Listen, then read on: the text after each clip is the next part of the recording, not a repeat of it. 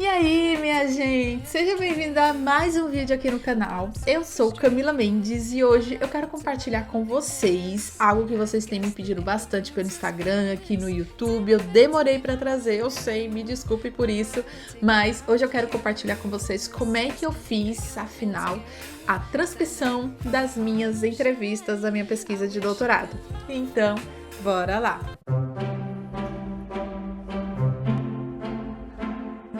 Se você tava querendo muito saber sobre isso, já baixa aí a tela, gente. Já dá o gostei nesse vídeo, vai, dá o gostei. Rapidinho, ó, o dedinho assim pra cima, pronto, dá o gostei.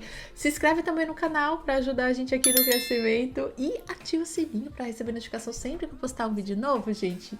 E aí, vamos lá, vamos falar sobre as transcrições da minha entrevista do doutorado, gente. Então, pra você que não sabe, eu tô fazendo doutorado na Escola de Enfermagem da USP.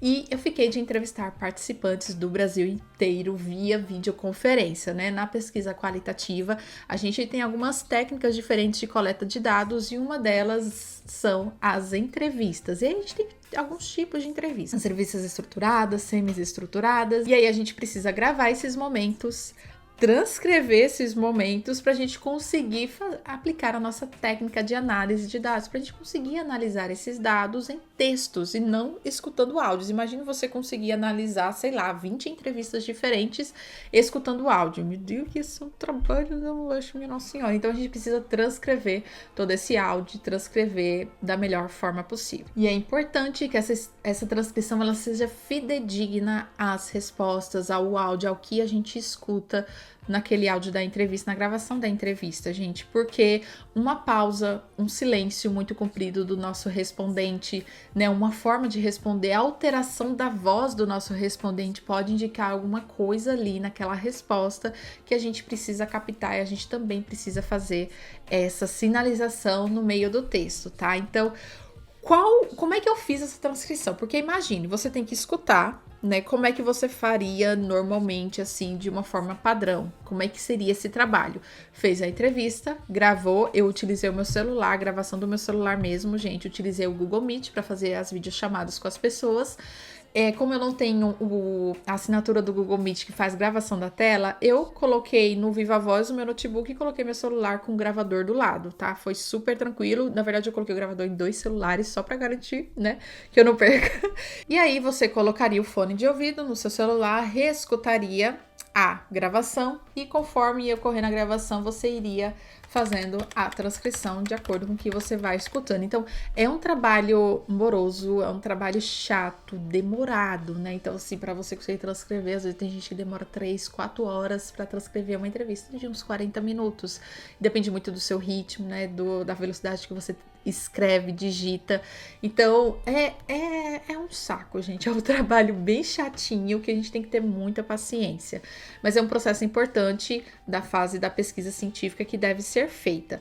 E aí, a gente tem várias ferramentas disponíveis na internet, né? Várias opções que a gente pode acelerar esse processo. Tem algumas opções pagas, algumas pessoas contratam outras pessoas para fazer transcrição, algumas pessoas cobram por página, por minuto gravado, né, para transcrever. Tem programas na internet que você consegue mandar o áudio e ele manda de volta a transcrição. Eu não utilizei nenhuma dessas opções pagas, tá? Então eu não vou falar sobre elas aqui para vocês, eu não as conheço, certo, gente? Eu sei que, por exemplo, o software de análise de dados qualitativos NVivo, ele tem uma opção que você consegue subir o áudio e ele faz essa transcrição para você, mas eu não usei nada disso. Eu vou trazer aqui 2 opções gratuitas, que foi o caminho que eu segui para até eu conseguir, para eu fazer as minhas transcrições. Primeiro, eu comecei fazendo primeiro assim, eu tive a ajuda de 2 estudantes de graduação, mas infelizmente eles tiveram muitas dificuldades, né? Eles não conseguiram me ajudar até o final, eu acabei assumindo essa responsabilidade. Então, eu comecei fazendo a transcrição daquele jeito moroso mesmo, né? Na minha graduação eu já tinha feito transcrições de grupos focais, eu tinha feito transcrições de entrevistas da minha iniciação científica, então o grupo focal e entrevista foram de 2 iniciações científicas diferentes, e na minha graduação também já fui paga por uma professora para eu transcrever as entrevistas delas. Aí eu faço, gente, eu já fiz isso na minha graduação, não consigo fazer agora pro meu doutorado, mas minha gente. Ai, gente, o que acontece? A gente vai assumindo mais responsabilidade, vai tendo mais demanda diária, né? As coisas vão somando e você percebe, não tem como eu gastar tanto tempo assim fazendo esse negócio. Eu preciso de alguma forma mais rápida para eu agilizar esse processo. E aí eu comecei a ir atrás. A primeira forma que eu tentei é essa que vocês estão olhando aí na tela, né? Eu tô aqui com um documento Word online, tá, gente? Então você tem aí uma conta no Gmail, você abre o seu Drive e você consegue acessar um documento Word como esse daqui. E aqui em ferramentas, olha só, tem essa opção que é a digitação por voz.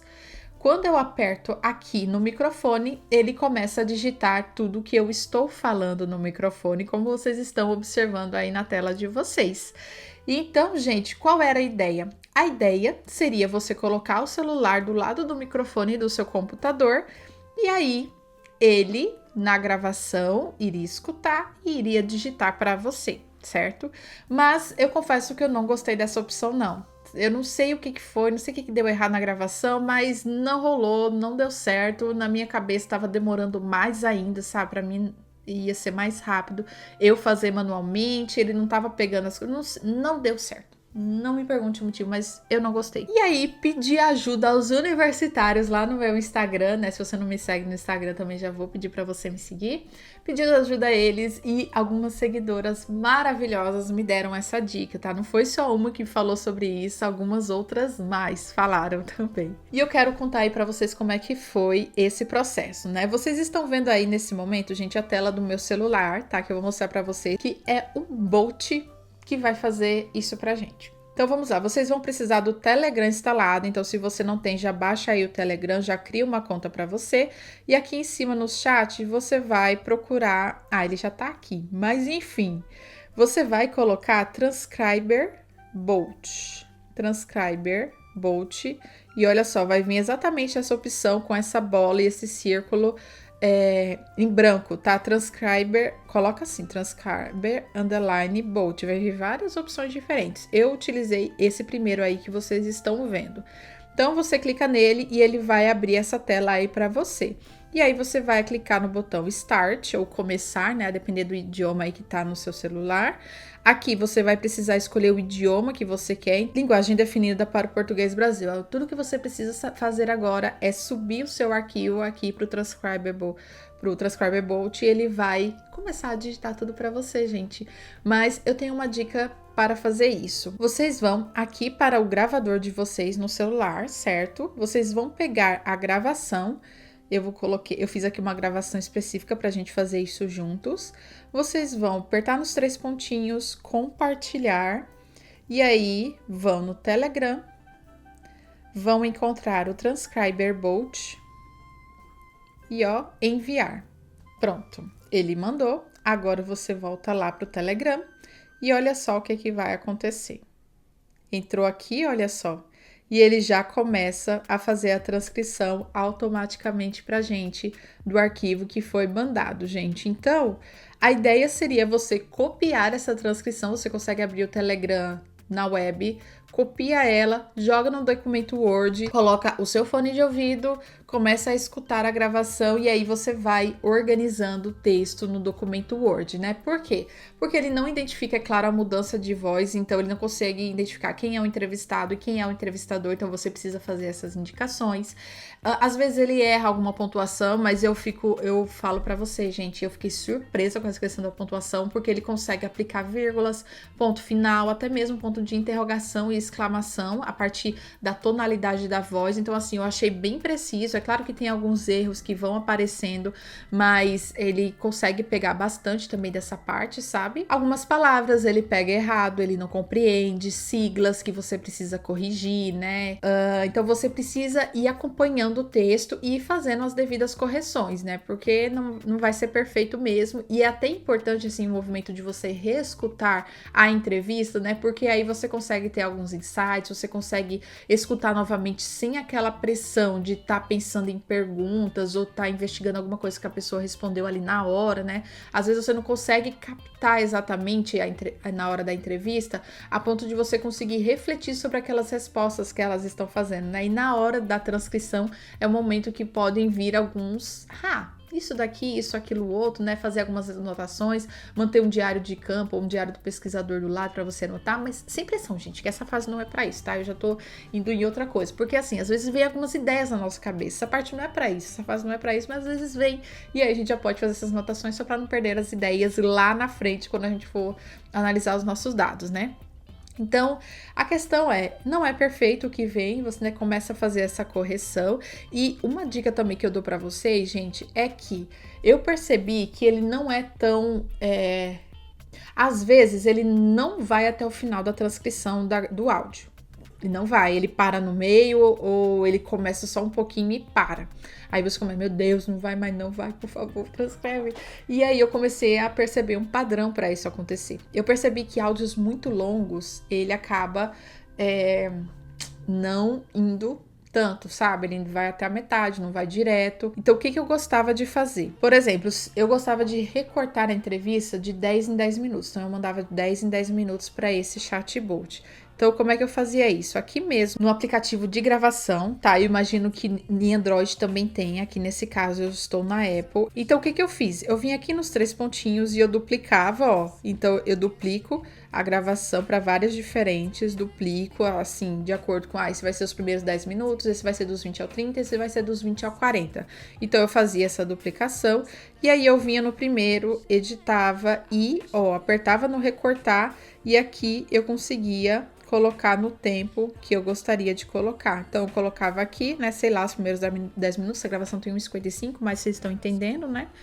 E recortava, done, e aí ia pro próximo. E eu mandava, assim, de 10 em 10 minutos para o Transcriber Bot, e era bem melhor, bem mais certeiro ele fazer tudo para mim, sabe?